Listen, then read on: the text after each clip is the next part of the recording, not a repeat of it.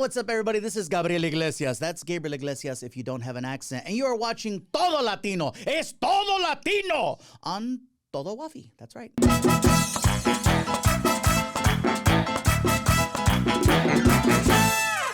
All right, everybody, you're tuning in to the Todo Latino show from Pro Audio LA. I am your host, Rafael. That is Daisy. We have Yobi. And in the house, our guest is Mexican-American comedian who has been seen on Comedy Central, Netflix, the only comedian to sell out Dodger Stadium. Welcome, Gabriel Fluffy Iglesias. What's up, man? Good morning, good afternoon, or good night, depending on when does this air? Good question. Good day, everyone. Buenos días, buenas tardes. Yeah, from every interview that we have, we always have like an origin story. I want to learn yours. I know you're from Chula Vista, the youngest of 6, raised by a single mom. What was that like? It all started many years ago. My mom cracked a beer, and 9 months later. Origin story. I'm from San Diego, California. I was born in Chula Vista, July 15, 1976. My mom is from Sinaloa. My dad's from Jalisco, and the two of them met at a nightclub because my father was performing. My father was a mariachi, and my mom was a fan.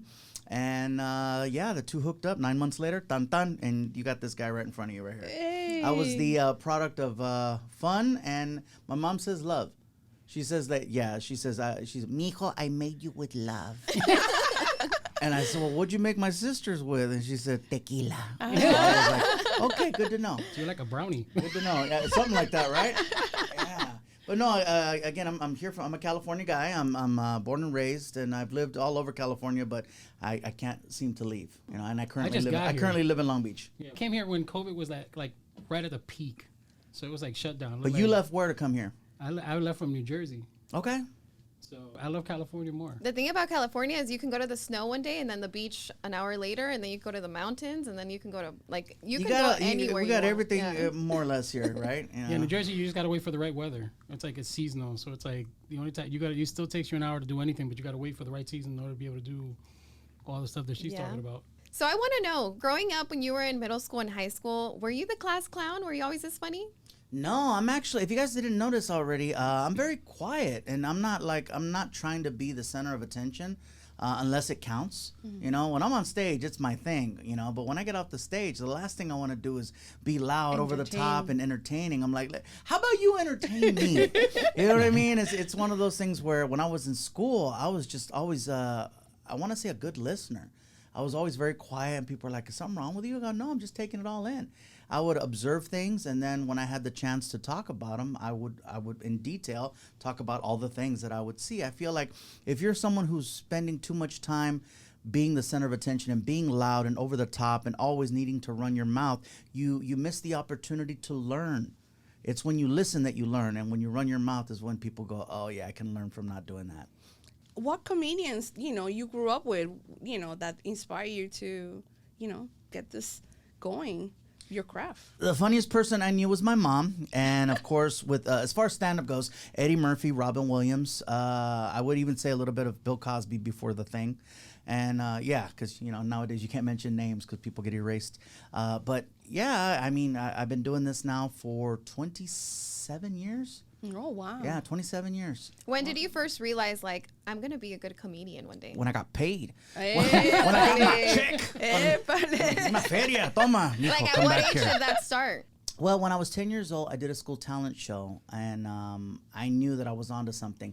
I didn't really know that I was doing stand-up. Mm-hmm. I was just really good at doing character voices and impressions, and I did the talent show, and I was just doing, it was a 10-year-old, and I was up there doing just voices and cartoons and stuff, and people were laughing and applauding, and I'm like, is this the reaction I'm supposed to get? Because I didn't know what the reaction was supposed to be.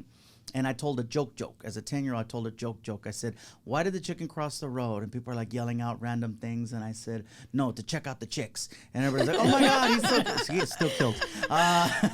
So back then I got the bug for it. And then it wasn't until years later that I had an opportunity to really try to just, all right, we're going to call it stand-up comedy. Let's try it. Let's do it. April 10th at the Golden Sales in Long Beach. How did that go? Nice. Was it a good night? You know what? A lot of times people say, oh, the first time was really rough, uncomfortable. It was bad. I didn't like it. I can honestly say that I was amazing that night. I really was. Wait, how old were you? I was 20. Oh, okay. Oh, I you was got a 20. good run. Yeah, there was probably 13 people in the audience, but it must have been, to me, it could have been 10,000 because they were laughing so hard. And I had such a great experience that I'm like, are you kidding me? This is the best thing ever. And then I tried it the following week and I died a horrible death on stage. It was bad. It was just. You bombed? Yes, I bombed really bad. But the good thing is the first time went so well. It was one of those things where I'm gonna chase this. I think that if the first time out it would have been really bad. You decided to challenge yourself. I guess, you know, but I knew that, okay, if I could do it once, I can do it You can again. definitely do it like multiple times. Yeah, And- but Yeah. if I would have bombed the first time, then I probably would have, you know, like, Got deterred, yeah. lick your wounds and then go back to the day job. But yeah, at the age of 20, that's when I knew, okay, all right, we're gonna call ourselves this, because I firmly believe you need to give yourself an identity. You need to say that you're doing something and that you are something, and then go for it. Yeah. And then a lot of times, even if you aren't, you fake it till you make it, and you manifest and you put that energy out there, and then you chase it. One of the things I really inspired by is your branding. Yes. Like you got the whole fluffy version of the the Jordan logo. When did you guys come up with like the branding for it? Once you developed that you figured, okay, I'm now doing this as a career. I need to go into the branding side. At what point did you guys make that switch, where the branding was like a really key part? I think I got into the idea of branding when I started selling merchandise, and the first thing I started selling was CDs. I was selling CDs. I'd record my shows, and then I'd have a CD, a company that I would pay to duplicate the CDs and stuff, and then I would sell them after the shows. And my friend Martin goes, "Dude, you should sell T-shirts." And I'm like, "Why T-shirts?" He goes, "Yeah, people want T-shirts." I go, "But Martin, it cost me 75 cents to reproduce a CD, and I sell it for 20. And I go, a T-shirt costs what, $4 or $5, and it's still for 20. I go, it doesn't make sense. And he goes, "But people want more shirts than they want CDs." I go, "That's ridiculous." And he goes, "Just try it." Yeah.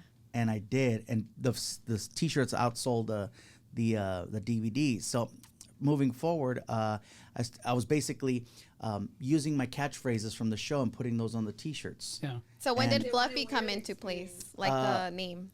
The Fluffy name came in actually very early on, but it wasn't until I met a friend of mine by the name of Jim Whidbey in El Paso, Texas, who taught me about collectibles and branding and marketing, because he worked for a marketing company there in El Paso, and he taught me about algorithms and about consistency and about having your, not only a name, but a visual form of representation, so that even if people can't hear you, Right. they can see something that will make them think of you. Exactly. And then learning about brand association. Brand association has been one of the biggest things, because I feel like if you associate yourself with a brand, people will automatically click to you. Like every time, you know, people see Volkswagen buses, they're like, "Oh, like Fluffy's buses," or a can of Diet Coke. "Oh, he likes Diet Coke," or Chihuahuas, or Hawaiian shirts. There's so many different things that I've made it. Tequila. First thing I did when I walked in, you said, "We got tequila." We know you like tequila, because again, you got to be consistent and let people know these are the things that you're all about. I'm all about wrestling. I'm all about tequila. I'm all about Volkswagens. I'm all about Diet Coke. And so, brand association and just being aware that if you have a brand and you have a logo is very important too. So the idea was, you know, originally it was like a spoof, like, the Jordan thing. Yeah. Oh, yeah. But then it's like, we don't want to run into a situation where there's legal issues there. So, of course, there's rules about changing logos and stuff like that. And I says, how about we don't even go that route. We just do an actual silhouette of me, not nothing that's modified. Just do me.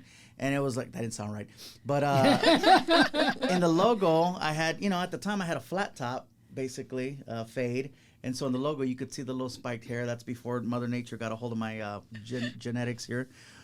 But we did, I was like, hey, I'm holding the microphone. It's almost like you're leading a charge, And so that was the idea behind that versus dunking a ball. There was a lot more meaning behind that logo. And then, of course, I'm not leaving the ground. Big dude like me trying to leave the ground. My feet are firmly on the ground in the logo.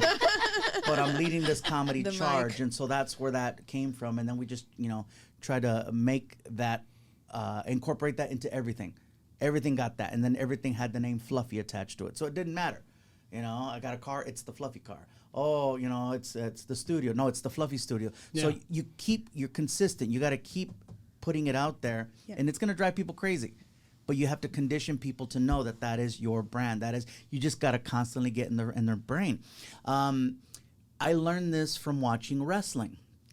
Wrestling is very much all about breaking in new ideas, new gimmicks, and the first time you see something on wrestling, a lot of times, if you're a big fan of it, you're like, that is so stupid. What are they thinking? Yeah. I can't believe they did that. And then you watch it the next week, and you're like, they're still trying to do this dumb stuff. What the hell? Third week, you're like, I can't take this anymore. And eventually, you get used to it. They condition you. And that's one of those things where, that's why I tell comics, or anybody in show business, if you want, don't constantly try to reinvent yourself. Give people a chance to get used to you, because if you're constantly changing, you're just starting over. Exactly. Yeah, you're they don't resetting know. yourself. They're not relating. Yeah. I like that because I do remember you by your Hawaiian shirts. So it's like your brand. Hawaiian shorts, and then once the hair started going thin, I started wearing the Kangol. I started wearing the Kangol hat. But I'm 47. I don't care, man. I gotta.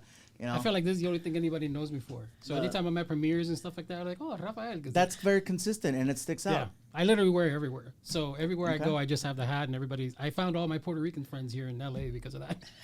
There you go. They were like, oh, wait, you're a Boricua. Then she knows. We go to premieres, like, They'll be like, hey, you, what is that? So it's very cool. I want to pivot a little bit to film and television, because I know that, your career has been phenomenal.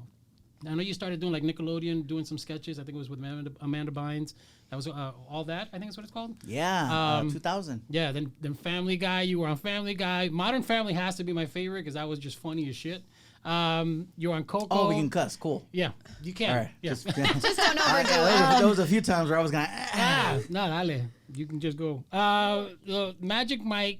Then you have Mr. Iglesias on Netflix, which I enjoyed. Netflix. And then Space Jam: A New Legacy. This might be a dumb question, but which one do you find more difficult?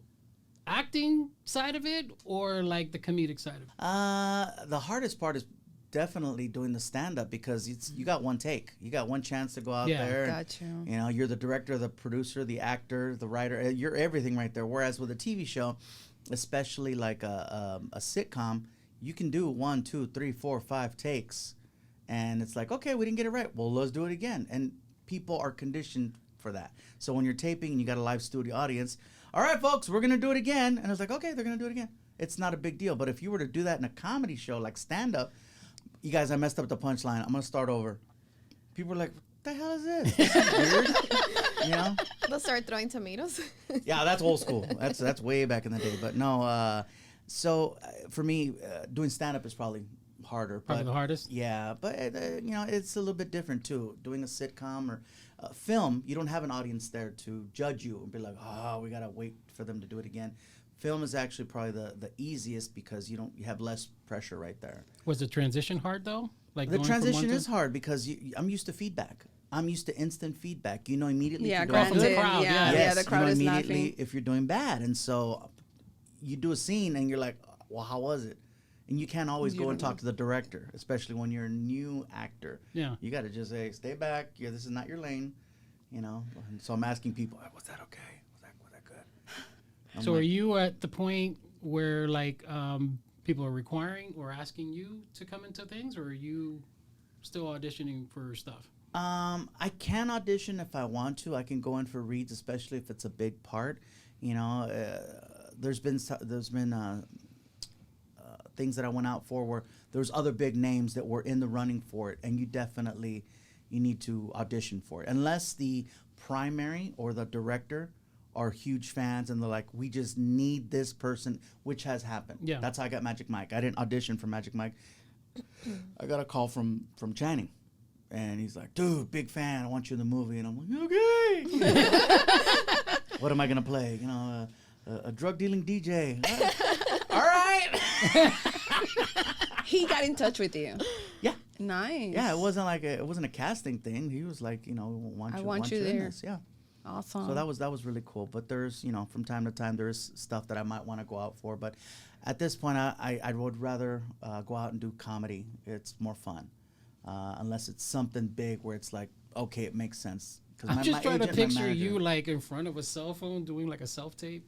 I've done it. You're like, I've done it. Yeah. Gabriel Iglesias, and I blah blah wish- blah from California, submitting it. I wish when I was doing that we had those the apps, the ones where the text appears on the phone so that it doesn't look like teleprompter. a little teleprompter, Yeah. so it doesn't look like you're trying to read something, you know? Because when you look like you're reading, and then you gotta look at the camera. Yeah. It's that. But yeah, no, I've done plenty of those. The self tape when you're sitting there by yourself. Yes, with the blue Or you screen. ask in the somebody back. to read it My with daughter's you. an actress. She does them all the time, and it's just funny because the teleprompter was the thing that kind of makes it so Makes much it easier. much easier, and, Yeah, and it looks cool. Like, oh, look at that, he knows his lines. He's like, no, I don't. No, I don't. All right, I want to get into WWE. You, like me, were from that generation, and you're a huge fan. First, I want to ask you, because I know you're the host of WWE Rivals on A&E. Yeah, I got a gig. What would you have wrestled? Like, if you were given the opportunity to, would you have wrestled? Yes, absolutely, I would have, and I probably still can right now, because I just think that, you know, anytime they get a good celebrity who's an excited fan of the brand, that they want to get them in the ring, just physically. And, you know, you saw me coming up them stairs. I was celebrating the fact. I go, wow, these stairs are half the size. This is so much easier to get up here. But it's still, you know, it was still a thing. What would your nickname be if you were in it? It would probably still have to be Fluffy. Fluffy. Yeah. Would you have used Fluffy back? I mean, come on, let's go back to the Hulk Hogan era, and you know. The thing is that I'm not abrasive. I'm not the griton. I'm not the one that's gonna go out there. Let me tell you something. That's not me. Randy Savage. What would your promo have been like if you had to turn around? It's too soft spoken. Hey man, look, we're gonna go out there and, you know, we're gonna get cookies after. So I wish you all the best, and I'll see you in there. And, you know, I'd have been that one that would just throw people off because I'd be too nice. And they're like, he's so sweet. And then I freaking clothesline him or something. But you would have been like a fan favorite because everybody just would have caught everybody off guard. What do you think about Bad Bunny? I mean, he's going all out. I think that Bad Bunny could legit just stop singing and be a professional wrestler. He's that good. Wow. And usually, anytime celebrities get in the mix, yeah, they're good to talk on the microphone or good to stand there and look scared or maybe swing a chair, but to actually perform and be in the ring, like in the mix, getting thrown around and beat up, that's not easy. Yeah, that brother's taking That is chairs not and easy. tables. I and was all worried kinds of for stuff. him. I know. I take one of those hits. We're not having this conversation right now.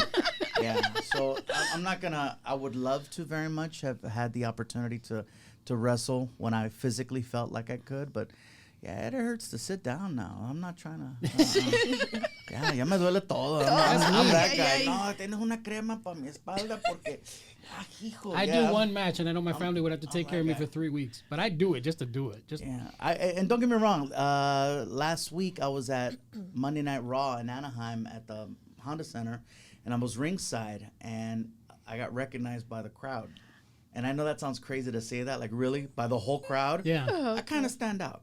So, so the crowd during a match started chanting "Fluffy," and the wrestler in the ring, a wrestler named Ivar, who's a big Viking dude, he's listening and he's like, "What the hell? Is my match really getting hijacked by somebody chanting?" By people Wait, is that the one where you were on ringside? Yes. Oh, okay, I saw So- that. That's the one that's so on I'm- Instagram. Yeah, I think, so of the reel. I'm ringside, and the crowd started chanting "Fluffy" because they saw me there, and so the wrestler looks at me, and he's giving me dirty looks and stuff, and blah blah blah. I can't, like, pointing, and as soon as he pointed, I stood up, and when I stood up, the whole crowd. And then when I took off the hat, like it's on, they're like, "Oh!" And I'm like, "Oh my God, I might have to fight." Turn around, take it on. So that told me right then and there that if I push for it, I think I could get myself in the ring, but I don't want to get hurt. Realistically, I'm not trying to. Stay on the other But side. I did think that was cool. You were that hyping. the crowd was behind me for sure. Yes. That's And then that awesome. wrestler's hit me up since then. He's like, "Hey man, you know."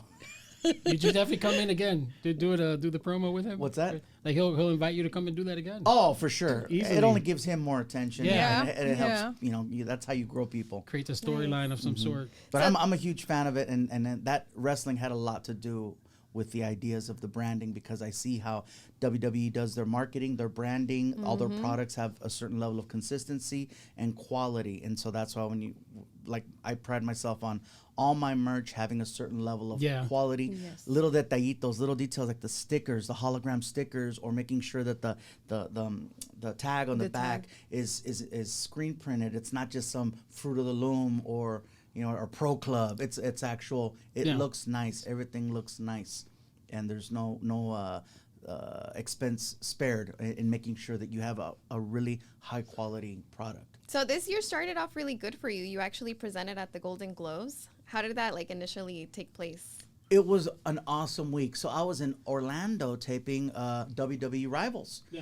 Which for me was huge. As big a fan as I am, and I'm sitting there hosting this show with wrestlers, and then I get a phone call, and they're like, hey, they want to know if you'd like to be a presenter this Sunday for the Golden Globes. And I'm like, oh, my God. Right? That's crazy. That's nice. And so I was very excited about it. I left the set that day and then went straight to the men's warehouse and got fitted. I got fitted for a tux, and look at his face. Oh, no, it was good. I got fitted for this tux. It was nice. And then I got back here and picked it up. And you got to read off the teleprompter there, right? So funny about that is that I'm presenting with George Lopez, and both of us wear glasses. These are sunglasses, but they're prescription. And so we're standing there, and we're looking at the teleprompter. Usually teleprompters are about this big, this screen right here. Okay, the teleprompters that they had were the ones that go right on top of the camera, and it's maybe the size of the half-size iPad. Like a tablet, the tablet. Wow. And so it's That's big, really small. and so we're both looking at it, and I go, hey, bro, can you read that shit? He goes, I can't see it, eh? And so we're just doing this shit, and then I grabbed my glass, and he grabbed his, and we both put our glasses on. Oh, all right, cool. And then I looked at him and go, hey, you want to do a thing where we're like two old fuckers and we got to put on our glasses to read the teleprompter? He goes, that's funny. So then that's what we did. So as soon as we walked out there for the actual tape, we both kind of squinted, and then we just pulled out our glasses and we put them on. Cabrón, you're right here. So it was so much fun. That was the first time I got to work with George because I hadn't seen him in almost 20 years. Wow. And so we did this together, and I thought that was really, really cool that the two of us at this level of our careers can be, in front of millions of people presenting. How is he off you've known him for 20 years, but what is he like just as a general person? I've known him for 20 years, but it's not like we were hanging out for 20 years. Okay. Right. I'm very busy. He's very busy. It was just one of those things where, that life brought you together. Yeah. We crossed paths early on when I was a new comic, but then it was just one of those things where we're both just doing our thing, just on a separate and side. we never got into a place where we could do something together, whether it was a stand-up show or a sitcom or movie or anything like that. It was always just, he's over here, I'm over there. And then so I thought it was cool that the Golden Globes brought us together. Yeah. It was You cool. would think you guys are good friends. You know what? Once we sat down and just started talking and shooting the shit, I'm like, hey, man, what the hell? Yeah. And then I told him, I said, hey, congratulations on your show. And he goes, hey, you should be on it. Yeah. And I go, yeah, I'm down, dude. And we have the same agent, and our agent was standing right there, and he's like, got it. Next thing I know, I get the script, and I'm on episode 1 of season 2 of Lopez versus Lopez. So we got a chance to hang out and talk, and it was great conversations. And it's like we have so much in common, and I just think that, I have a feeling that because of the position he's in, because I know now being in this position, a lot of times people want things from you, and after a while, it kind of makes you a little bit reluctant to engage. Yeah. Yes. Because you don't want to feel obligated or you know what I mean? And so I felt like the fact that we're both at a certain spot, he knew this guy doesn't want anything from me. He doesn't need anything from me. You can actually just be yourself and not have to worry, because I'm not trying to take anything from him, And so we were just having great conversations. It was cool. That was cool. Super nice. I was complimenting his shoes, and next thing I know, he buys me a pair of shoes. Oh my God. Wow. Oh, they're nice too. I'm scared. They're still in the box. They're still in the box. My ass, I'm wearing some freaking New Balance with menudo stains on the side because I was at a party. We're at the same thing. I got Skechers on my side. He bought me some incredible shoes, like they're Gucci's. Wow. Yeah, and the box came like in, it was wrapped in like this leather. Like it was everything about the packaging and the bag. Hey, I guess we gotta start complimenting people's shoes now. No, it was one of the nicest gifts I ever got, and I thought that was very, very nice of him to do that. He didn't have to. Yeah, of course. I'm waiting for the right. Maybe Golden Globes next year I'll wear them. Hey. Oscars. Yeah, I'd go to anything. The free food. I'm down. I know where to get a tux now. All right, I want to talk about cancel culture. Big part of the comedic spectrum now. How are you adjusting to that as a comedian? I think that I gave it way too much importance. I think that I was way too. I'm like, oh my God, this is a real thing, and the more I think about it and the more time I give it, I'm like, I'm gonna be fine. I think the only people I need to worry about are new people who don't know who I am or what I'm about. Yeah. If I do a show and I have 2,000 people come out to the show, and they're fans of mine, they already know what type of show to expect. They know that I'm not here to get political. I'm not here to tell them who to vote for, what shot to take, what baby to get rid of. That's not you say you don't talk about religion. I'm not getting into the politics or anything that's controversial. So you know that it's a good time. So I feel like if I was to accidentally say something that might rub someone the wrong way, then, it's understood that, maybe he doesn't know. He didn't came from that place. Or it's not coming from a bad place. Like I tell this story about how I did a podcast and I feel like the girl was trying to bait me. And I feel like clickbait is more of a thing than cancel culture because everybody just wants the views. They want to get that one piece. What gets more clicks than anything is controversy. Some negative gets more attention than positive. And so this girl baited me by saying, Gabriel, what do you identify as? And I'm like, okay. And I knew exactly where this was going, and I'm like, so I'm playing dumb. I'm like, well, I don't know. I mean, I'm 47. Hungry, I guess. Thirsty, depressed on the weekends. It's like Mexican? And she's like, no. Are you a they or a them? I go, they or a them? And I was like, well, how fat am I? When did I stop being an it? Well, I guess I ate myself into a plural. And it's just one of those things where, so I don't try to engage and I don't try to entertain things that I don't have all the information about. And I think that nowadays, whenever you make a joke, people can take it however they want. And ultimately, if you're going to get canceled, first of all, what exactly is canceling? Your job is getting taken away. Are you not able to promote yourself a certain way? Like, I used to worry, and now I'm like, why am I sweating this? I've done jokes if you go back into my catalog of material, you can easily find 10 bits that by today's standards I could be canceled for. Yeah, correct. And so the fact that you're able to go back in time and pull stuff up and go, ha, and then go, oh, well, he said this in 2001, and that's it. I'm like, but then it's like, are we losing the art of truth telling, and storytelling, and, comedians, you have a sense of observing. That's your art, and seeing what life goes around you and how you project that and how you tell how you relate to it. Exactly. But I also think that cancel culture is inconsistent because they get mad, they attack, and they come at you. But all you got to do is say you're sorry and you're good again. Yeah. It's like all you need is a good apology and, okay, he'll never do it again. But have you noticed, too, that now when you do something, the spotlight is on you, and then as soon as everybody gets over it, they move on to the next person, the spotlight is on them, and then it's like literally you forget what the last person did. That's how it works. Like, it's not really cancel culture because eventually they get over it. They're on to the next one. Yes. Mm-hmm. They're on to the next one. Yes. And so it's like, all right. So for me, I know that there's, I'm older now. And I'm not going to use that as a cop-out, but I just feel like I don't worry about as much as I used to. Yeah. I'm just focused more on stuff that's really affecting me. And I haven't really found myself getting put in a situation that was like, so, oh my God, that's it. We need to get the publicist and everybody together for damage control. but if it does happen, and you know, They again, tried though. Well, Space Jam 2. Yeah, the whole Speedy Gonzalez thing. But Yeah, I that mean, was crazy. Who That was got mad? dumb. Really? Like, was it Latinos? There's a bunch of Was it people. white? It Nah, was you just- know who it is. Some people on Twitter, man. And that's it. People on Twitter. Can X, we hear whatever. a clip of your voice? That's Oh, the Speedy voice, because Gonzalez? people, yeah, they're like, and it was funny too because when I did the, when I went to go in, they didn't know I could do the voice. First of all, Yeah. which I found interesting. What they did know was that I had a certain level of popularity and that I had done voiceover work, and the social media numbers were certain things. So if you have strong social media, that's the first thing they look at. The combination. And then where's your talent level at? Yeah. Because they could have gotten 10 other people to do the voice, but maybe they're not as, popular, or they're not as brown.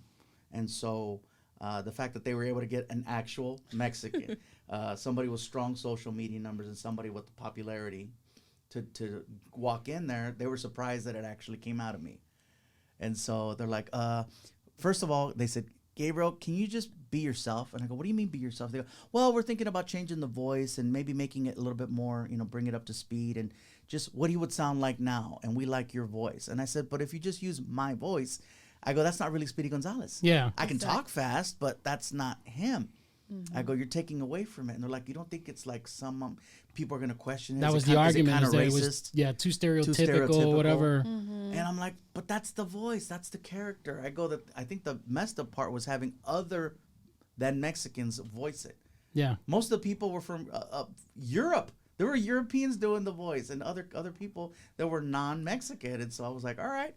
So I was the first one. So when I went in there and they're like, okay, you guys want to hear it? They're like, let's do it. So then, of course, Hola amigos, I am Speedy Gonzalez de Fauces, no Mexico. Arriba! Épándale! they're like, they were freaking out. They're like, Bro, it's really yeah.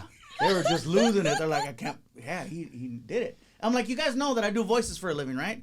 Like, that's all I do. It's just characters and stuff. So yeah, doing a Mexican, is pretty easy. It's pretty easy. And then I said, I just found it ironic that they got the slowest Mexican to play the fastest. Yeah. Oh my God. He's coming up. He's turning around. He's trying to get to the end of the block. Speedy's already there. Fluffy's still walking, trying to get to that spot. Yeah, right. But no, I was excited to do it. I thought it was cool. I didn't get to meet LeBron or any of the other actors in the, Are you in the serious? movie. Well, with voiceover work, it's Yeah. I It's a lot know. different. you walk into a studio, in you the record studio. your thing, and then they call it a day. So wait, didn't do that even for, or did the premiere for that happen during COVID or something? Like you guys didn't get to get together for that premiere? I was on the road working during the premiere, Ah, so I didn't okay. get a chance to be there for Gotcha. any of it.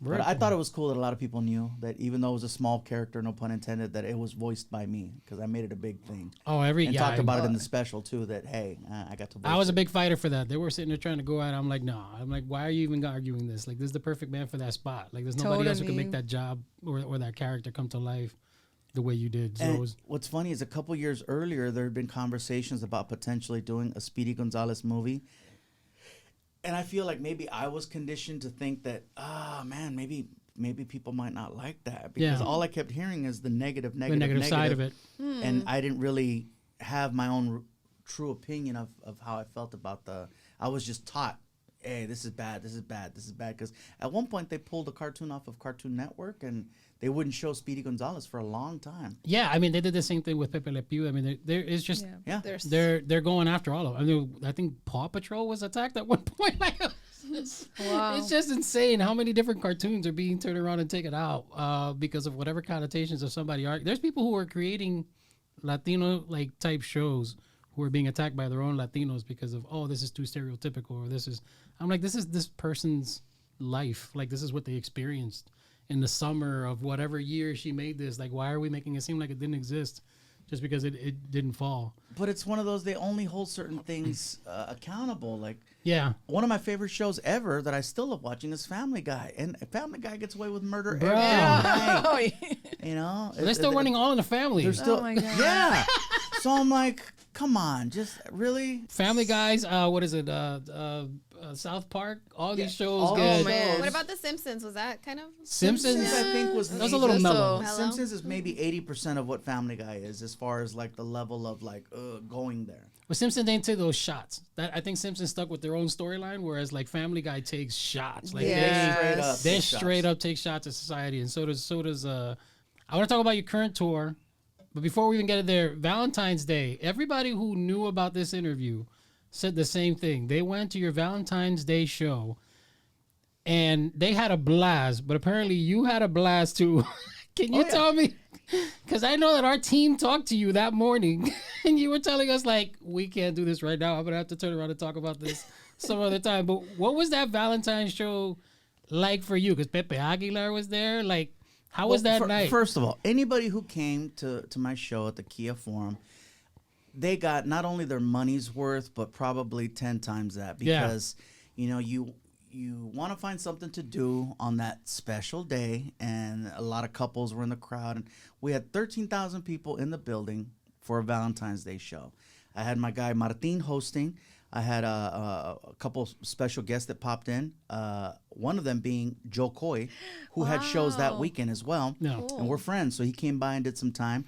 I had the stage decorated with, it was very much a one-off show. So it was a giant heart on the stage screen and balloons, and when people walked in, it was decorated all real nice, so people could have photo ops, and I wanted people to have moments where they could take pictures. So I had cool velvet couches, red, where you could sit and take pictures and stuff. But the show itself was just an awesome lineup of talent. And then my manager told me, hey, Pepe Aguilar and his wife are here. I go, what? He goes, yeah, they're here to see the show. I go, you're shitting me. He goes, yeah, they're here. And they came down to the dressing room, said hi. I'm like, oh my God. And I go, hey dude, when are we gonna do something? And he goes, pues cuando quieras, mano, cuando tú quieras. So wait, he wasn't booked for the show? No, he wasn't booked. He was there. So everybody bought tickets. They had no idea. I didn't even know he was gonna be there. That wasn't something insane. I planned. That is so cool. That's why I think that that night was so magical for so many reasons, and I'll get to that one part that you're desperately. See, we focus on the negative. He's not focusing on this I don't earlier consider it a negative. I'm just saying. You went for the part that like, oh, this is what I'm everybody's going talking for about the here. everybody was And telling I'll me. get to it. I won't shy away from it. I know who I am. So the fact that Pepe and his wife are backstage, and I go, hey dude, when are we gonna do something? He goes, cuando quieras, whenever you want. And I go, what about tonight? He goes, mano. He goes, I can do like a cappella, pero no tengo mis, you know, I don't have mis músicos, the mariachi. And I go, well, it just so happens. Because I hired a mariachi to open up the show and play music while people were coming into the that is so cool. Oh my goodness. I said, well, I got mariachis next door. And he goes, really? I go, yeah. So I took them, took him over there, introduced him to mariachi. And I said, you think you can do a song? And so he's in there and he's doing it was cool to watch. He's doing like a sound check basically to see if he's compatible with these guys. Yeah. Oh, wow. So he looks at one of them and he goes, okay. Key of C. I don't know what that means. I'm not musically, but he looked at him and goes, key of C, and the mariachi just starts playing something, and then he just starts la la la la la, and he's going along with the way he's playing, and then he goes, okay, change it to this, and the guy changes it, and he goes, he's just doing whatever, and he's checking to see if he's like if they're able to get it, and he goes, okay, we got it, just like that, and I'm like, I just watched something awesome, and I don't even know what I just saw. And so he goes, okay, we're gonna do this song, and we're gonna do this song, and we're gonna do this song, and we're gonna do this song. I was like, "Hey, cabrón, I just said one." Se pasó. He took the whole show. So he did 4 songs. That's awesome. And I'm like, are you kidding me? And I'm looking around at my friends like, well, Pepe Aguilar's on my show. He's gonna do 4 songs. So we're trying to set it up, and I'm like, okay, let me quarterback this thing. How do we get him up on stage? And so what wound up happening is during my set, I said, make sure that I do at least an hour. Once I have an hour of time under my belt, the fans got their show. They got an hour-long show, and now we can play. So when I hit the hour mark, Pepe just walked out on stage, and then he got recognized, and then the crowd went crazy.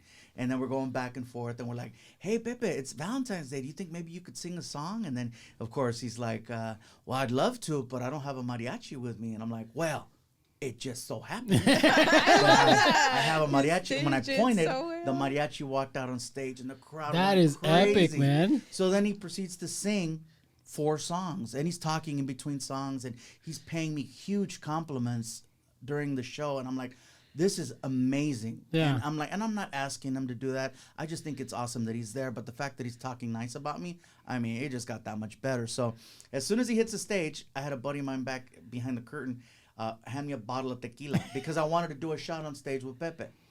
So we pour the shots and toast and cheers and did the drink.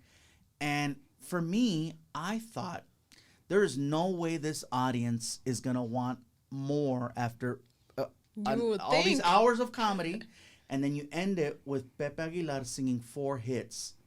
And the crowd's just singing along. I go, there's no way the show continues. That's it. Ya se acabó. So while Pepe was singing, I freaking killed the bottle. I literally, in 4 songs, I was pouring. Oh, man. There is like no way you can't drink to listening to Pepe Aguilar. Yes, he has the ultimate breakup songs, like love songs. Like. And I'm not in the front row. I am on the stage. I'm on the stage recording them and drinking, and I'm dancing, and I'm just like, oh my God, this is the greatest night ever. And so I am pisteando. I literally killed a bottle by myself on that stage in front of all those people. So then I figured, you know what? I just need to keep it together so that at the end of his last song, I walk up, grab the mic. Ladies and gentlemen, that's our show. Happy Valentine's Day. Get home safe. Buenas noches. Good night. When I went up there at the end to say thank you, good night, you can feel when the audience is like satisfied.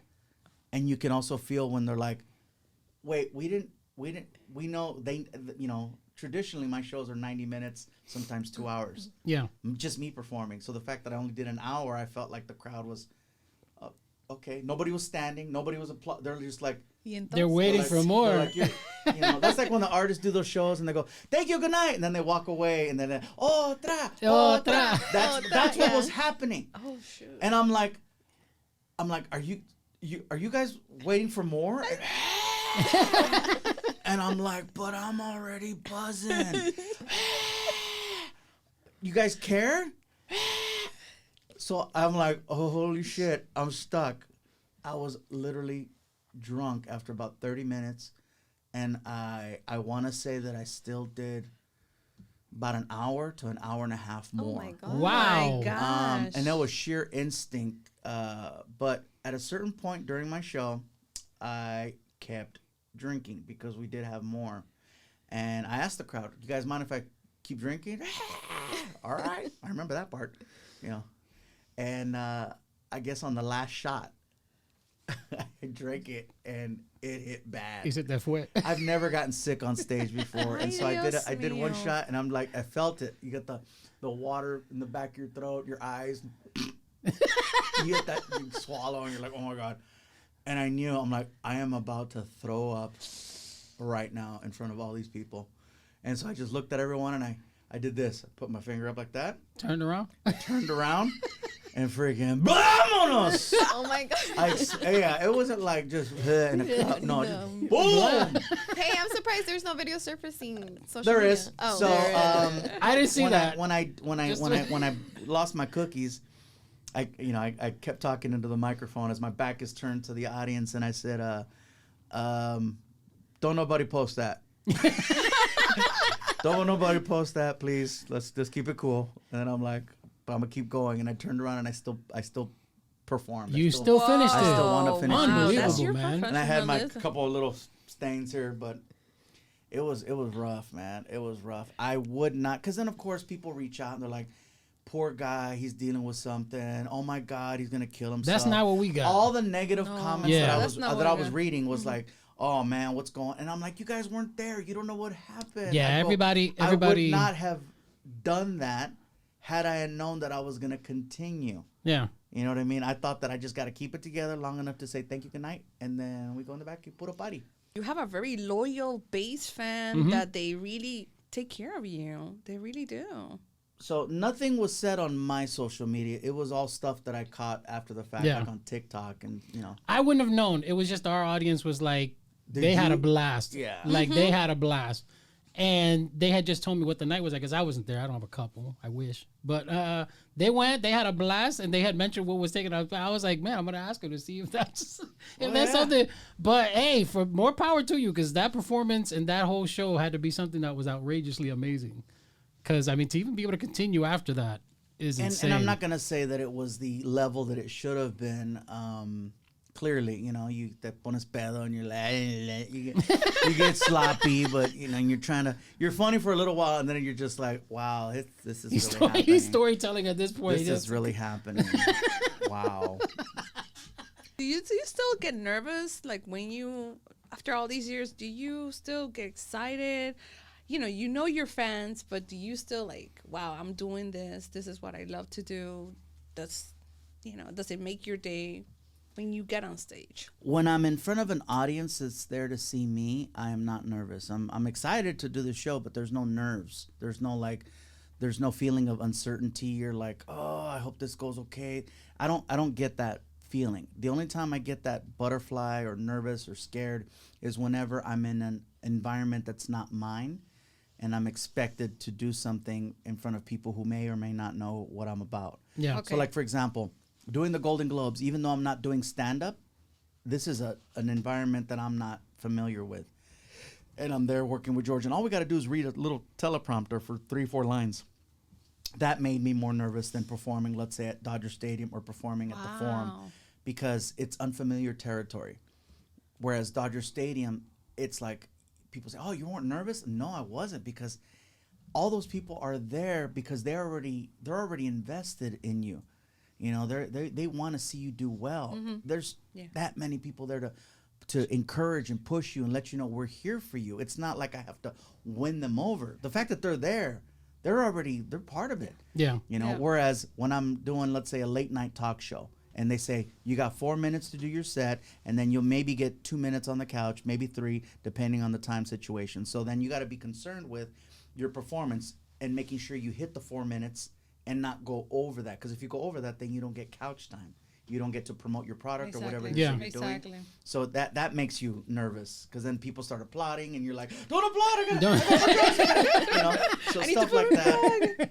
Or if I'm doing a film or television project and I'm like a guest and I don't know the environment, and then that makes me nervous when I'm doing something that I'm not familiar with. Okay. That I'm like, oh, okay, let's see. All right, here we go. But stand up, it's second nature. So I'm more comfortable on stage than I am anywhere else. Definitely. Nice. Okay, so I'm a big dog lover, and I don't know if you've seen social media's memes about how every Latino household has a crusty white dog, a poodle, and a chihuahua. And I've experienced both. I've had both in my house. Let's talk about your two dogs, Vinny and Risa. Uh-huh. Tell us about them. Funny thing, I almost brought him. I take him everywhere. I do. I take him everywhere. My little boy dog Vinny, he is 13, and Risa is 16. She'll be 17 in December. I've had them both since they were puppies, and I've always had dogs. I've had dogs since I was 10, and they've always been Chihuahuas. Oh, So wow. I've had a few Chihuahuas in my life, and these two are just they definitely are spoiled. But when I say spoiled, people are like, "Oh, you buy them all kinds of stuff." No, I mean they're spoiled with my time. They go with me everywhere. They've been to 35 plus states. They're always on planes, tour buses, hotels. I own 4 strollers. Wow. Okay. They've And I don't have traveled more than babies. me. I don't have babies. I own 4 strollers, and I don't have any babies. Is it true that you threw a quinceañera for one of your chihuahuas? A quinceañera is an understatement. That was an epic ass party. That was okay. So I saw a guy in Mexico on TikTok who threw up a quinceañera for his dog, and it was a Chihuahua. And I'm like, oh my God, there's no way that guy loves his dog more than I love my dog. And right after Dodger Stadium, I wanted to do a party to celebrate doing Dodger Stadium. Yeah. And so I figured I'd make the party about my dog instead of me, and this way I feel like I would enjoy it more. Oh, And that's so- mad cute. So I made a sick ass quinceañera, and I told everybody, please don't record me or take pictures of me. Well, let's make this about my dog. And everyone who I invited were people that I knew, so I wasn't robbing people of a fan experience. It was more so like, come on, let me try to be semi off the grid for the night. Yes. And one person recorded me pushing my dog in a stroller, and the stroller was got lights on it. Yeah, it was. Hello. Yeah. So it went viral, and next thing I know, I'm doing interviews on all these television shows about this It quinceañera. did. How many people went to this quinceañera? Over 400. Oh my God. Yeah. That is insane. I know awesome. it went viral on the bilingual pets account. So. It was, yeah, it was awesome. Everybody loved it. It was insane though. I mean, what a party though. It was. Was there choreography for like? Yes, there was. Yeah, really? We had dancers, and then we had animal acts. So like there was this guy from Las Vegas who I'm shook. He does shows with his chihuahuas during halftime shows at basketball games, and so he'll do like tricks where he's like a Cirque du Soleil muscle guy where he can hold himself up with one hand, and then he'll hold the chihuahua with the other hand, and then have his legs doing splits. Oh my gosh. Or he'll put two dogs on him, and he'll do circles, and he'll fall on bricks. I mean, it's like really, really cool. And the dogs are like running on basketballs. So it's a really, really cool show. So we Wait, was there other dogs invited to this party, or there was other dogs there? Yeah. Oh, okay. Oh, so it was like a dog party. It wasn't a dog party, but some people did bring their dogs. Yeah. Yeah. Okay. That's And there was no adorable. dog food. They were straight up eating like legit. I got like, 2 dogs. I carne wasn't asada invited. and- That's what the thing. Chicken. Chihuahuas eat human food and live. Mine lived up for 16 years. So, and he ate everything. I get people telling me all the time, you need to feed your dog this and feed your dog that. I go, my dog eats what I eat. And they're like, well, that's not good. I said, well, my dog's 16, so whatever. Something is going on, right? But Come to your on. point, though, yes, my dogs, I love my dogs. And that's another thing people know me for is having the chihuahuas. I thought you were gonna bring them. I thought you were gonna. You try to should've. keep You them, should've. I could have. We would've had 'em. They got a nanny. They got a nanny See, now. they even got a nanny. They travel. They, Oh, yeah. they Yeah. have 4 strollers. Like, better life than me. All right, so I know that you're, it's what you say you're known for. We got the stage voices. I'm a huge fan of that. I actually attended one of your events when you had come to Newark. So that's what we're going to do. We're going to have a game. It's called Stage Voices with Fluffy. I'm going to give you a voice, and then you turn around and try to duplicate it. These are ones that you've already done. Oh, shoot. But we'll try to see if we can do like a scenario version of them for some of this. So obviously you already did Speedy Gonzalez, but we want to try to see what would Speedy Gonzalez be like if he was ordering tacos. Hola, amigo. Can I please have 2 tacos con carne asada en cilantro? Drive-through guy. What restaurant? Let's say McDonald's. Yeah, will you be using your mobile app or will you be ordering from the menu? I'll be ordering from the menu. All right, go ahead. Can I get a McDouble? All right, what else? Can I also get a filet of fish? Okay, cool. What else? Can I have a shake? What kind?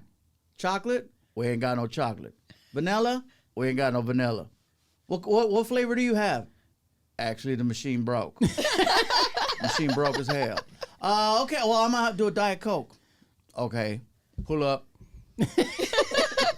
All right, redneck cable guy. I tell you right now, the problem is your coaxial cable here it's one size and the wall unit is completely different.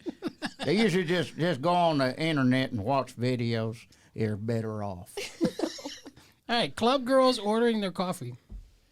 Can I have a chai, iced tea, latte, mixed with soy and vanilla bean? Okay. Okay. Okay. Okay, then what else you need? Oh, goes back to the drive-thru that guy works everywhere. That guy works at That guy works everywhere. he works at the coffee shop as well. Okay, so speaking good. about coffee, I saw your coffee order, and you are one of the girls, the club girls, ordering their coffee. This is his coffee order. Let me know if it's right. Trenta iced coffee with extra heavy cream and 12 Splendas. Yup. Yup, 12 Yep. Splendas. I know. Talk about And that. let me just tell you right now, because people tell me all the time, I go, you realize that's a lot of Splenda. Believe it or not, 12 Splenda is, for the size, it's slightly excessive. Slightly. But I've heard where people, a friend of mine, she used to put 22 Splenda in her iced tea. That's the same size. 22. 22. Oh, 22. That's insane. They are kind of small, so I guess it's, I mean, My goal is to try to turn my coffee into horchata. That's why I asked for the extra heavy cream. And because Starbucks doesn't have horchata. Yeah. I mean, know. they'll get there eventually. They're going to have to. Eventually. That's why I like to go to this place called Tierra Mia. I love Tierra Mia. Excuse me. Tierra They Mia have has really like good coffee. Latino inspired beverages. So it's like they'll do something like an horchata frap, which didn't exist, but you combine the two worlds and you're like, oh my God, it's a frappuccino and it tastes like horchata. And so that's pretty cool. But like with me, I like having my coffee. I like the experience of going to the drive-thru because people tell me all the time, there's better coffee than Starbucks. I'm like, yeah, but I travel. I go, I like consistent. I like Starbucks knowing that is- no matter where I yeah. go, I'm gonna get the same experience, Yeah. and that's what I aim for more than anything else. Is my experience gonna be consistent? No. So if I go to Starbucks here or Starbucks in Newark or Starbucks in London, I know that if I order this a certain way, Unless it's you're gonna in a come bad out. mood and you don't make it with love, then Yeah. Oh, sometimes I'll order it, right? And then it looks like one of those Neapolitans where it'll be like all the coffee's up here, and then you see cream here, and you see the eye. It looks weird because they haven't mixed shaken it. it yet. And so when they hand it to me, I'm like, "What is that?" Well, this is what you ordered. You better shake it. do that shit right there. But yeah, that's my go-to right there. Is Nice. Trenta iced coffee, 12 Splenda, and extra heavy cream. Your tour now. Don't worry, be fluffy. Don't worry, be fluffy. I love that. It's first of all, where'd you come up with the name? The idea for it was I wanted a 90s theme tour because I wanted to have like 90s theme video content, graphics. I wanted the music, all the music that we play that night. So when people are coming in, it's only 90s music. I wanted Nice. to cater to my youth, my childhood, and in the 90s. That was it right there. And so I wanted to have this vibe. The Don't Worry Be Fluffy. We're trying to come up with a name, and I want to say that it was my tour manager, Edro, who actually came up with that one because I was like, I like the song Don't Worry Be Fluffy, or no, Don't Worry Be Happy. Sorry. And so that's I think he was the one that came up with actually that one right there, Don't Worry Be Fluffy. So what are some of the featured dates that people can go and actually? Well, it depends on, shoot, we're all over, man. I got dates from here until 26. Damn. Yeah, most of the stuff is not out yet, but I mean, we've already, we're already building the next time we come back. Oh, You wow. know, we're that far ahead where it's like it's already, full circle. Oh, it just goes like full. So you end up. Any tour is basically it's the same tour, and all they do is change the mask of it Yeah. and then the name. Because once you go in the full circle, you come back, you want to change it up. Is this tour including the MetLife Stadium? That's not confirmed nor denied yet. Oh. Cannot confirm nor deny that. And that's what happens when you get drunk on stage and people start asking you about retirement. And I'm like, that's because I know you got that off TikTok. Jimmy Kimmel is retiring in 2 years from the night show. Disque. Disque. He said, I can't deny or accept Would you that." see yourself doing that? A late night show? Yeah. Too much work. Late night show with Fluffy. It's too much work. Let me tell you, I respect and appreciate people that can get up and do the grind of having to, because people think, oh, it's just a show, your name's on it, you go out there, they only see you for the 30 minutes or the hour, and they think that that's it. They Nah. don't realize No. that is so much work, the amount of preparation throughout the day, the sleepless nights, dealing back and forth with writers and talking to your producers and figuring out segments. They don't see that. It is a lot of work. Yeah. It's a monster. And there's a lot of things I'm like, it sounds cool, it sounds cool theory. to do, but it's so much, and I'm not trying to do that. That's why I love my stand-up comedy life. I go on the road, I sleep well, and then I do my shows and I feed my chihuahuas and I drink my coffees. Even let's say a podcast. People have asked me, how come you don't do a podcast? I go, because I don't want to just do a one and done. Like, if I'm gonna do it, I'm gonna do it right. But I also know that if I do it right, there's a lot of things that go into to it. put into it. And if you're gonna do it well, you want to make sure that you're doing it in a professional setting, in a good studio. You want good sound, good lighting, good people, well-informed people. The fact that you all have laptops and you're not just out here winging it. So what else? You have actually taken the time to do research. Thank you. And study and prepare yourself to articulate and ask good questions to get the best out of your guest or each other. And that's not something you just wing. And I don't want to half-ass anything. Yeah. I don't want people to go, well, it was cool in the beginning, and then blah, blah, blah, Yeah, a lot of people So- don't get that. It No, took a it's- really long time for us to get to even this caliber, like 3 years before Yes. we switched names. We did everything. It was just that And was then and tough. you got to get into a rhythm with Yeah. each other so that you all work together. sync. Yeah. Because if one of you's off, it just throws the whole thing off. And so, I don't, I don't envy people that have these late night shows. And would it be nice to have a show with my name on it? Of course it would. But I also know the work that goes Yeah. into It takes it. behind it, yeah. Yeah, that's why when people say, "Oh man, don't you want to be where Kevin Hart's at?" No, No. no, I don't. I don't envy that because Yeah. I know how hard he works. I seriously believe that there's 3 Kevin Harts out there. There has to be. He works way too much. Yeah. Every time I turn around, The he's got, film he's got guy, the two comedy, movies. and the he's and doing the- comedy tours. the He's podcast, producing like 2-3 different podcasts, and then Hard no. productions. Yeah. No, About- no. about Some people that, like that lifestyle, but like you said, you like your balanced lifestyle. Like I your love Zapatero, naps. Chihuahua, Zapato. you He said he loves tour. naps. I love naps, and I love being able to get in my car and just go. Zapateros a zapato. Just being able to have the freedom to. I'm gonna go to the mall. I'm gonna go get something to eat. Just being able to drop everything to go do that, it's its own privilege. yes. Because if you're working all the time and you're like, yeah, I'm gonna go and I'm gonna go take a quick drive, and well you can't do that. We're all We have here. to- We gotta do People it. waiting so for then you. You become you become a hostage to what it is that you're doing, and you've already committed to it. And I don't want to be known as a flake, so I'd rather not even engage with it, so I don't have to fail. I'd rather just be like, know my limitations, know what I want to do and what I don't want to do, and be happy with it. That's You very know? cool. So when I get people telling me you should do more, like, motherfucker. I mean, shit, you do enough. I'm not that way. What do a What lot. do you want? This is the first month I've actually taken off in my career in 27 years. Wow. The month of July Wow. and then the beginning of February. I was supposed to be in Texas the beginning of January, and I told my manager, I said, hey, let me just take January off. He goes, you sure? You okay? I go, yeah. Let me just take it off. And don't get me wrong, I've been forced to stay home in the past for either medical reasons or COVID or stuff like that. But to feel okay and just say, you know what, and not even because I was in a bad place, but I'm just like, let me just take the month off and You're see entitled what to that feels like. PTO, Fluffy. You're Yeah. entitled to PTO. So I did, and I found myself working more. So now I did the same thing. now I'm flying to Orlando to go tape the WWE thing. I was doing the Golden Globes. We're working on promos and doing all kinds of press. So, it was, But I mean, at it least was you're doing fun. the stuff that you love. Like it's stuff that you Exactly. love. It's not stuff that's like an obligation to do on an everyday. Mm-hmm. So really But cool. it was nice to know that, like, and when they were asking me, hey man, are you okay with going to Glendale on a Sunday? I'm like, there's no traffic. I'm down. Because I come to LA so much. Yeah. I'm used to, I set the GPS, and I know where I'm going, but I always set the GPS so I can have an idea of how long it's going to take. And it's no less than an hour and a half. It's between an hour and a half to an hour and 50 minutes to Right. get home on an average day. Yeah. And, like, I think I got here in 30 30 minutes. That's a good thing Nice. about recording Sundays. The traffic Yes. is Yeah. Yeah. non-existent. I was just like, look at this. He's gotta get here I was on like, time. woo. Comedians, because you're a huge fan of even other comics. Like, what would you say is some advice that you can give somebody who's just kind of getting their foot in the door in that area as a comic? As a comic, it's funny because I used to give advice all the time. Anybody that wanted it, or even if they didn't want it, I figured, you know what, I could. I feel like one of those guys. I'll tell you a thing or two about this business.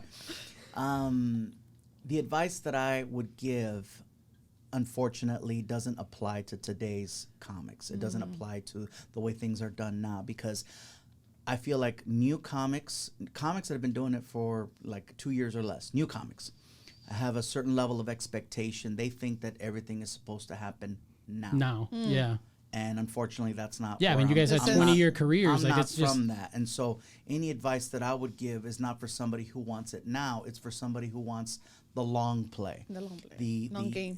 and is willing to struggle and actually sacrifice and fall on their face, because I do believe that you need to struggle and fall on your face in order to get somewhere. And people say you don't have to struggle if you don't have, you know, if you don't need to do that if you don't have to.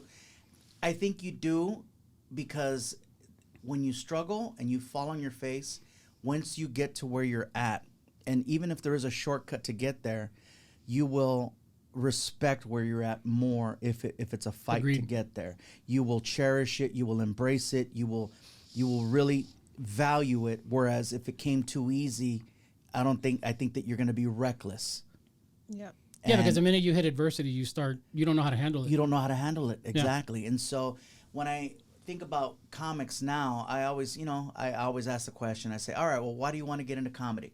Do you want to do it as a hobby, or do you want to do it for business? And they're like, well, I like doing it as a hobby, but I would like to make money doing it. I go, then okay. Now, if you're gonna treat it as a business, then you need to start having certain practices. ask certain questions. Get ready for the branding and the Yeah. lessons, and learn to go home. Learn to not hang out with certain people. Learn to surround yourself with people that maybe you don't have the most fun with, but that you can learn from. Hang out with people that know more than you. You know, you're not gonna learn nothing from pendejos other than, oh man, I should. And I say that all the time, bro. Surround yourself with the people who are gonna elevate know you the to another most. status, Yeah. but not cheerlead you, like elevate you. You know, like And avoid people who guilt you for succeeding. There you go. People that make you feel like shit because you're doing well. And I noticed that in the beginning, when you're struggling, everybody wants to be your friend, because misery loves company. yeah, Yes. Oh, you're struggling too. I'm struggling too. But the second you start getting out of that circle of and you start getting better, you start finding out who around you is really in your corner. yeah. And unfortunately, there was a lot of guilt coming up on this. And I felt like, why am I feeling bad? I'm doing well, but I feel bad. And then they're like, oh, you're bragging. No, I'm not bragging. I'm just letting you know that, man, we're talking. Yeah, you're telling me about celebrating. how your day is. I'm Right. telling you about how my Yeah. day is. Clearly, they're different days, but it's like, what am I supposed to say? Oh, man, that sucks about your thing and that. But, my days, it's okay. So now you got to feel bad that you can't Minimize celebrate your yourself. light. So then it's Yeah. like, oh my God. And it's like, okay. And so that's very draining. Yeah. And then it slows your progress down, because then you're afraid to succeed because you don't want to make people feel bad. At least I do. I hate making people feel bad. And I'd rather feel bad with them than celebrate over them or celebrate, you know what I mean? And it almost feels like I got to be sneaky. Oh man, that sucks with the kids and everything. That's terrible. And then get in the car. Oh, You That's honestly crazy. couldn't have said it any better. I 100% agree. It's hard, And I have some friends that are dealing with their own situations where I'm like, life is, life is going well for them, but they can't enjoy and celebrate it, because then other people are like, oh well, look at you. Yeah. Oh well, it must be nice. Yeah. It must be nice. It must be. I'm like, really? Like join the bandwagon, bro. Yeah, so it's hard. But back to the whole giving advice as far as to new talent. The term comedian, when I was growing up, you heard comedian, you were either a stand-up comic or comedian like on television or film. Now, comedian could be a YouTuber, comedian, TikToker, influencer. There's all these a Broadway show comic or a television show comic or stand-up comic or a variation. virtual. and the more time goes by, the technology growing. There's going to be more different, things. Time. Some people say, "Oh, I create memes. I'm a comedian. I create memes." I'm like, "Get the fuck out of here, really?"